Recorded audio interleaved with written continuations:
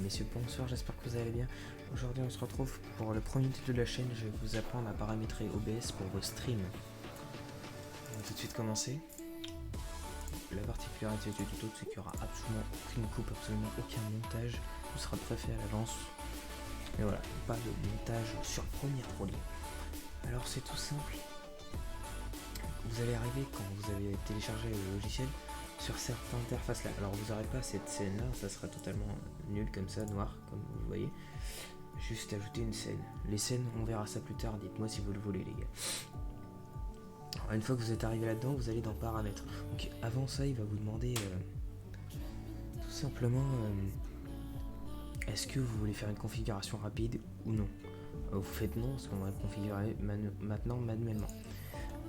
Alors donc là vous avez général, c'est un peu l'interface du logiciel, c'est selon les goûts et les couleurs de chacun, donc on va pas revenir dessus les gars.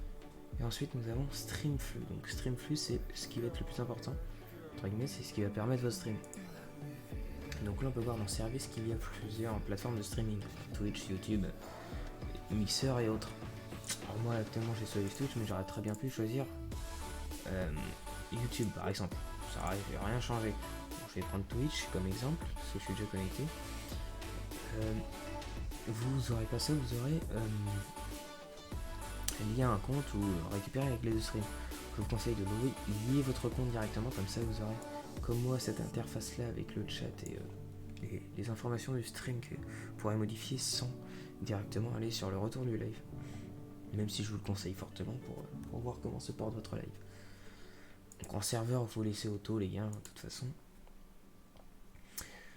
Si vous voulez pas lier votre compte, tout simplement vous allez dans récupérer la clé de stream et ça va vous envoyer sur votre compte Twitch et vous allez pouvoir récupérer votre clé de stream et l'insérer.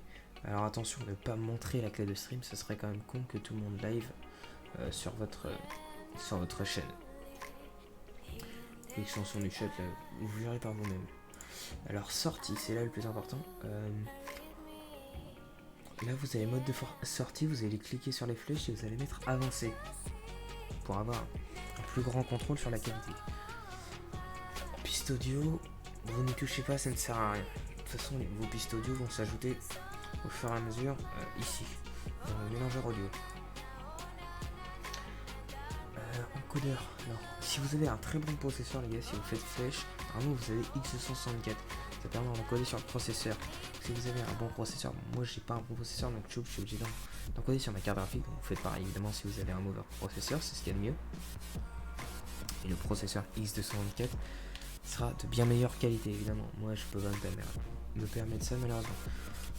Pour les cartes graphiques AMD, il y aura marqué AM4 quelque chose je crois, si mes souvenirs sont bons.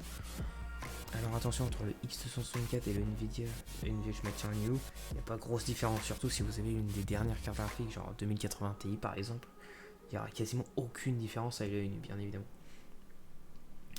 Donc ensuite, vous avez imposé ou non les paramètres d'encodage du service de streaming, ça veut dire que Twitch va vous imposer des paramètres directement préfaits.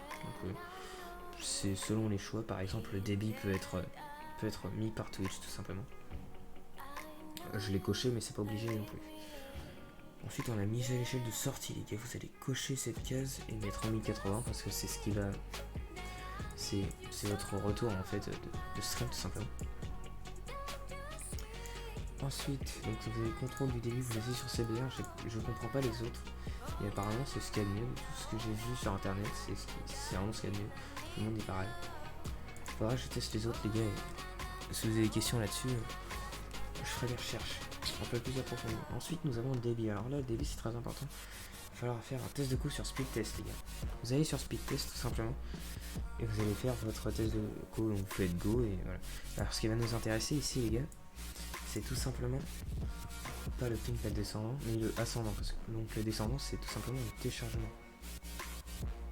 Donc pour télécharger un jeu par exemple c'est ça qui va être comptabilisé.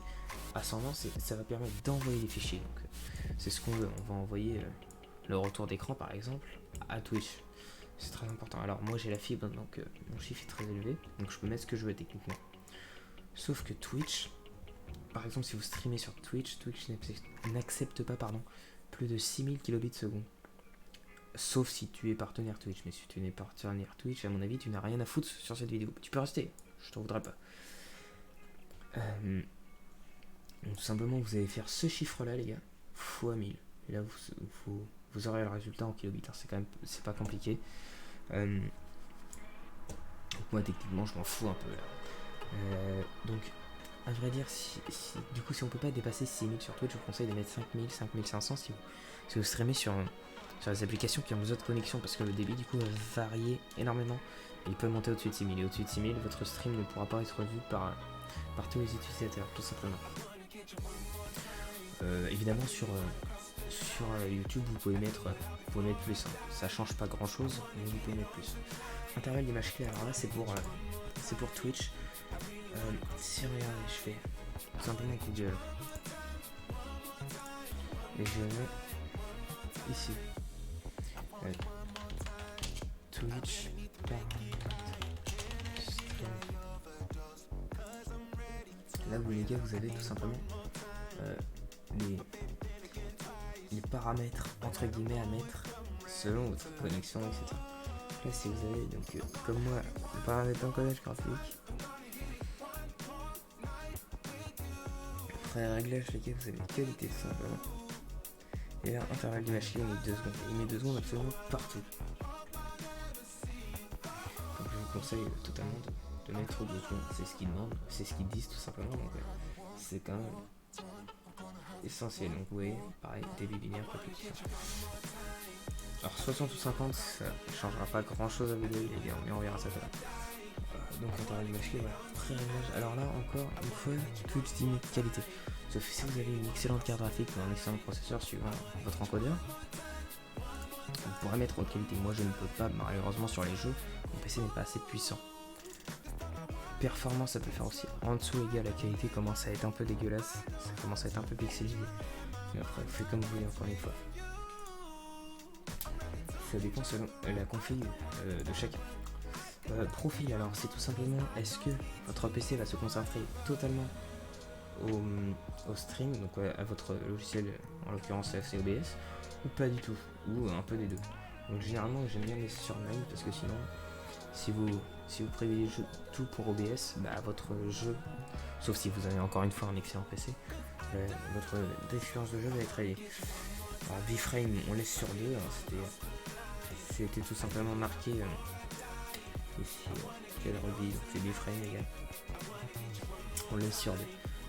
Amélioration psychovisuelle, ça améliore tout simplement la qualité visuelle. Par exemple, si vous faites un mouvement brusque pour tirer sur quelqu'un, sur un jeu ou quoi que ce soit,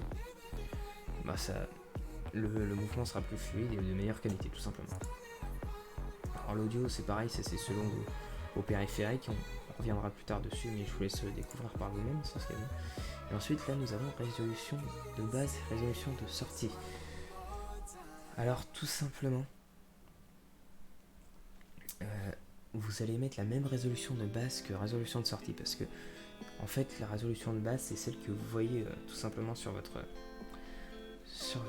logiciel, donc ça ne sert à rien de mettre plus que le stream à part consommer performance spéciale. Alors, encore une fois, si vous voulez encore et que vous avez un écran 4K, la résolution de base mettez 4K, mais c'est inutile. La résolution de sortie, il y a soit 720p, soit 1080p. Alors, il y a évidemment 480p, 360p, mais après c'est dégueulasse. Après, je parle pour la qualité. Il y en a qui disent que 720p et 1080p ça change pas beaucoup. Alors, ça change énormément, les gars. Vraiment, la qualité est totalement différente. Si vous voulez, je vous ferai totalement l'exemple en stream, ou sinon vous allez voir tout simplement les rediffs de live sur Twitch. Les premiers lives sont faits en 720p FPS, 720p 60 fps, et les autres 1080p, vous verrez la différence par vous-même. Ensuite, filtrage des logiciels. Alors là, j'ai rien essayé mon logiciel parce que j'ai rien initialisé mon PC. Filtrage des logiciels, normalement il va proposer l'encause. Et c'est ce qu'il y a techniquement de mieux, c'est ce que j'ai trouvé sur le net encore une fois. Ce qu'ils disent que c'est le mieux, tout simplement en fait. C'est une mise à l'échelle beaucoup plus rapide et nette. Et ensuite on a débit d'image. Alors vous allez, là vous allez avoir des valeurs déjà préfaites tout simplement. Vous allez sélectionner les flèches, vous allez mettre comme moi valeur entière pour le débit d'image. Ça vous permet de choisir votre propre débit d'image. C'est-à-dire que dans les valeurs préfaites là, si vous sélectionnez votre carte. En fait, il n'y a pas 50 FPS par exemple.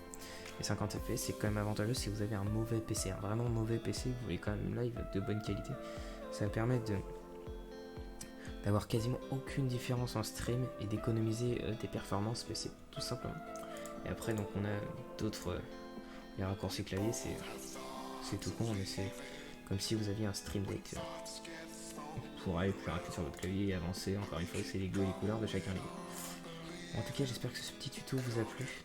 Si c'est le cas, n'hésitez pas à liker et à partager cette vidéo, les gars, et à vous abonner pour les prochains tutos. Je pense que je vais faire au moins 2 tutos par semaine, j'essaierai, les gars. Bon, on se dit à la prochaine, portez-vous bien.